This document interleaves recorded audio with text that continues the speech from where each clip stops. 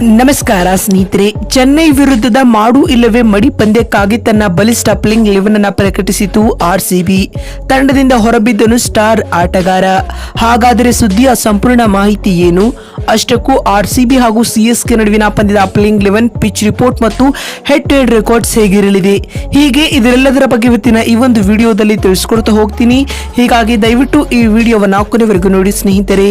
ಆದರೆ ಅದಕ್ಕಿಂತಲೂ ಮುನ್ನ ನೀವು ಕೂಡ ಆರ್ಸಿಬಿ ತಂಡದ ಅಪ್ಪಟ ಅಭಿಮಾನಿಗಳಾಗಿ ಈ ವಿಡಿಯೋವನ್ನು ನೋಡುತ್ತಿದ್ದರೆ ತಪ್ಪದೆ ಈ ಕೂಡಲೇ ಈ ವಿಡಿಯೋಗೊಂದು ಲೈಕ್ ಮಾಡಿ. ಹೌದು ಸ್ನೇಹಿತರೆ, ಐಪಿಎಲ್ ಸೀಸನ್ 17ನೆಯ 68ನೇ ಪಂದ್ಯದಲ್ಲಿ ರಾಯಲ್ ಚಾಲೆಂಜರ್ಸ್ ಬೆಂಗಳೂರು ಮತ್ತು ಚೆನ್ನೈ ಸೂಪರ್ ಕಿಂಗ್ಸ್ ತಂಡಗಳು ಮುಖಾಮುಖಿಯಾಗಲಿವೆ.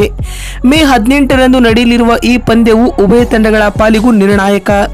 ಏಕೆಂದರೆ ಈ ಪಂದ್ಯದಲ್ಲಿ ಗೆಲ್ಲುವ ತಂಡ ಪ್ಲೇ ಆಫ್ ರೇಸ್ನಲ್ಲಿ ಉಳಿಯಲಿದೆ. ಹಾಗೆ ಅಂಕಪಟ್ಟಿಯಲ್ಲಿ ಟಾಪ್ 4 ನಲ್ಲಿ ಕಾಣಿಸಿಕೊಳ್ಳುವ ಮೂಲಕ ಪ್ಲೇ ಆಫ್ ಹಂತಕ್ಕೇರಲು ಅವಕಾಶವನ್ನ ಪಡೆಯಲಿದೆ. ಹೀಗಾಗಿ ಆರ್ಸಿಬಿ ಹಾಗೂ ಸಿಎಸ್ಕೆ ತಂಡಗಳಿಗೆ ಮುಂದಿನ ಪಂದ್ಯ ನಿರ್ಣಾಯಕ ಪಂದ್ಯವಾಗಿರಲಿದೆ ಸ್ನೇಹಿತರೆ. ಮತ್ತು ಈ ಪಂದ್ಯವು ಬೆಂಗಳೂರಿನ ಚಿನ್ನಸ್ವಾಮಿ ಸ್ಟೇಡಿಯಂನಲ್ಲಿ ನಡೆಯಲಿರುವುದು ಆರ್ಸಿಬಿ ಪಾಲಿಗೆ ಪ್ಲಸ್ ಪಾಯಿಂಟ್. ಏಕೆಂದರೆ ತವರಿನಲ್ಲಿ ಆಡಲಾದ ಕೊನೆಯ 2 ಪಂದ್ಯಗಳಲ್ಲಿಯೂ ಆರ್ಸಿಬಿ ತಂಡ ಭರ್ಜರಿ ಜಯ ಸಾಧಿಸಿದೆ. ಹೀಗಾಗಿ ಸಿಎಸ್ಕೆ ವಿರುದ್ಧವೂ ಕೂಡ ರಾಯಲ್ ಚಾಲೆಂಜರ್ಸ್ ಬೆಂಗಳೂರು ತಂಡವು ಅಮೋಘ ಗೆಲುವು ಸಾಧಿಸುವ ವಿಶ್ವಾಸದಲ್ಲಿದೆ.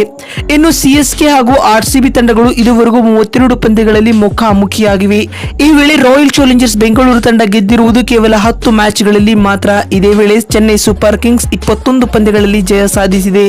ಇನ್ನು ಒಂದು ಪಂದ್ಯವು ಕಾರಣಾಂತರಗಳಿಂದ ರದ್ದಾಗಿತ್ತು ಸ್ನೇಹಿತರೆ. ಅಂದರೆ ಒಟ್ಟಾರೆ ಅಂಕಿಅಂಶಗಳ ಪ್ರಕಾರ ಆರ್ಸಿಬಿ ವಿರುದ್ಧ ಸಿಎಸ್ಕೆ ಮೇಲುಗೈ ಸಾಧಿಸಿರುವುದು ಸ್ಪಷ್ಟ. ಇದ್ಯಾಗೂ ಕಳೆದ 5 ಪಂದ್ಯಗಳಲ್ಲಿ ಸತತ ಗೆಲುವು ಸಾಧಿಸಿರುವ ಆರ್ಸಿಬಿ ತಂಡವು ಹೊಸ ಹುಮ್ಮಸ್ಸಿನಲ್ಲಿದೆ. ಹೀಗಾಗಿ ಚಿನ್ನಸ್ವಾಮಿ ಸ್ಟೇಡಿಯಂನಲ್ಲಿ ಉಭಯ ತಂಡಗಳಿಂದ ಭರ್ಜರಿ ಪೈಪೋಟಿಯನ್ನೇ ನಿರೀಕ್ಷಿಸಬಹುದು. ಅಲ್ಲದೆ ಚಿನ್ನಸ್ವಾಮಿ ಅಂಗಳದಲ್ಲಿ ರೆಡ್ ಸಾಯಿಲ್ ಇರುವ ಕಾರಣ ರನ್ಗಳ ಹೊಳೆಯೇ ಹರಿಯಲಿದೆ. ಹೀಗಾಗಿ ಟಾಸ್ ಗೆದ್ದ ತಂಡದ ನಾಯಕ ಇಲ್ಲಿ ಮೊದಲು ಬೌಲಿಂಗ್ ಮಾಡುವ ಆಯ್ಕೆಯನ್ನ ಆಯ್ದುಕೊಳ್ಳಲಿದ್ದಾರೆ. ಏಕೆಂದರೆ ಚೇಸಿಂಗ್ ತಂಡಕ್ಕೆ ಇದು ನೆರವಾಗಲಿದೆ. ಅಲ್ಲದೆ ಡ್ಯೂ ಫ್ಯಾಕ್ಟರ್ ಕೂಡ ಇರುವ ಕಾರಣ ಚೇಸಿಂಗ್ ತಂಡಕ್ಕೆ ಇದು ಅನುಕೂಲವಾಗಿರಲಿದೆ ಅಂತಾನೆ ಹೇಳಬಹುದು. ಹಾಗಾದ್ರೆ ಚೆನ್ನೈ ವಿರುದ್ಧದ ಈ ಮಾಡು ಇಲ್ಲವೇ ಮಡಿ ಪಂದ್ಯಕ್ಕಾಗಿ ಆರ್ಸಿಬಿ ತಂಡದ ಹೊಸ ಪ್ಲೇಯಿಂಗ್ 11 ಯಾವ ರೀತಿಯಾಗಿರಲಿದೆ ಅಂತ ನೋಡ್ತಾ ಬರುವುದಾದರೆ, ಆರಂಭಿಕರಾಗಿ ಎಂದಿನಂತೆ ವಿರಾಟ್ ಕೊಹ್ಲಿ ಮತ್ತು ಫಾಫ್ ಡು ಪ್ಲೆಸಿಸ್ ರವರು ತಂಡದ ಪರ ಇನ್ನಿಂಗ್ಸ್ ಆರಂಭಿಸಲಿದ್ದಾರೆ. ಮತ್ತು 3ನೇ ಕ್ರಮಾಂಕದಲ್ಲಿ ಕಳೆದ 5 ಪಂದ್ಯಗಳಲ್ಲಿಯೂ ವಿಸ್ಫೋಟಕ ಆಟವನ್ನು ಆಡುತ್ತಿರುವ ರಜತ್ ಪಾಟಿದಾರ್ ಕಾಣಿಸಿಕೊಳ್ಳಲಿದ್ದಾರೆ. 4ನೇ ಕ್ರಮಾಂಕದಲ್ಲಿ ವಿಲ್ ಜಾಕ್ಸ್ ರವರ ಬದಲಿಯಾಗಿ ಗ್ಲೆನ್ ಮ್ಯಾಕ್ಸ್ವೆಲ್ ಗುರುತಿಸಿಕೊಳ್ಳಲಿದ್ದಾರೆ. ಮತ್ತು 5ನೇ ಸ್ಥಾನದಲ್ಲಿ ಕ್ಯಾಮರನ್ ಗ್ರೀನ್ ರವರಿಗೆ ಅವಕಾಶ ನೀಡಲಾಗಿದೆ. ಮತ್ತು 6ನೇ ಸ್ಥಾನದಲ್ಲಿ ವಿಕೆಟ್ ಕೀಪರ್ ಕಮ್ ಬ್ಯಾಟ್ಸ್ಮನ್ ಆಗಿ ದಿನೇಶ್ ಕಾರ್ತಿಕ್ ಬರುವ ಸಾಧ್ಯತೆ ಜಾಸ್ತಿಯಾಗಿದೆ. ಇನ್ನು 7ನೇ ಸ್ಥಾನದಲ್ಲಿ ಲಕ್ಕಿ ಮ್ಯಾನ್ ಎಂದೇ ಗುರುತಿಸಿಕೊಂಡಿರುವ ಸ್ವಪ್ನಿಲ್ ಸಿಂಗ್ ಆಡಲಿದ್ದಾರೆ. ಇನ್ನು 8ನೇ ಕ್ರಮಾಂಕದಲ್ಲಿ ಸ್ಪಿನ್ನರ್ ಆಗಿ ಕರಣ್ ಶರ್ಮಾ ರವರಿಗೆ ಆರ್ಸಿಬಿ ತಂಡದ ಪ್ಲೇಯಿಂಗ್ 11 ನಲ್ಲಿ ಅವಕಾಶ ನೀಡಲಾಗಿದೆ. ಮತ್ತು 9ನೇ ಕ್ರಮಾಂಕದಲ್ಲಿ ವೇಗದ ಬೌಲಿಂಗ್ ವಿಭಾಗದಲ್ಲಿ ಮೊಹಮ್ಮದ್ ಸಿರಾಜ್ ಗುರುತಿಸಿಕೊಳ್ಳಲಿದ್ದಾರೆ. ಅಂದಹಾಗೆ 10ನೇ ಕ್ರಮಾಂಕದಲ್ಲಿ ಲಾಕಿ ಫರ್ಗ್ಯೂಸನ್ ಆಡಲಿದ್ದಾರೆ. ಇನ್ನು 11ನೇ ಹಾಗೂ ಅಂತಿಮ ಕ್ರಮಾಂಕದಲ್ಲಿ ಯಶ್ ದಯಾಲ್ ಕಾಣಿಸಿಕೊಳ್ಳಲಿದ್ದಾರೆ ಸ್ನೇಹಿತರೆ.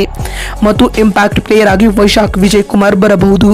ನೋಡಿದ್ರಲ್ಲ ಸ್ನೇಹಿತರೆ, ಆರ್ಸಿಬಿ ಹಾಗೂ ಚೆನ್ನೈ ಸೂಪರ್ ಕಿಂಗ್ಸ್ ನಡುವಿನ ಮಾಡು ಇಲ್ಲವೇ ಮಡಿ ಪಂದ್ಯದ ಪ್ಲೇಯಿಂಗ್ 11, ಪಿಚ್ ರಿಪೋರ್ಟ್ ಮತ್ತು ಹೆಡ್ ಟು ಹೆಡ್ ರೆಕಾರ್ಡ್ಸ್, ಹೀಗೆ ಸಂಪೂರ್ಣ ಮಾಹಿತಿಯನ್ನು ತಿಳಿಸಿಕೊಡುವ ನಮ್ಮ ಈ ಪ್ರಯತ್ನ ನಿಮಗೆ ಇಷ್ಟವಾಗಿದ್ದಲ್ಲಿ ತಪ್ಪದೆ ಈ ಕೂಡಲೇ ಈ ವಿಡಿಯೋಗೊಂದು ಲೈಕ್ ಮಾಡಿ. ವಿಡಿಯೋವನ್ನ ಇಲ್ಲಿವರೆಗೂ ನೋಡಿದ್ದಕ್ಕಾಗಿ ಧನ್ಯವಾದಗಳು. ಮತ್ತೊಂದು ವಿಡಿಯೋದಲ್ಲಿ ಸಿಗ್ತೀನಿ. ಅಲ್ಲಿವರೆಗೂ ನಮಸ್ಕಾರ.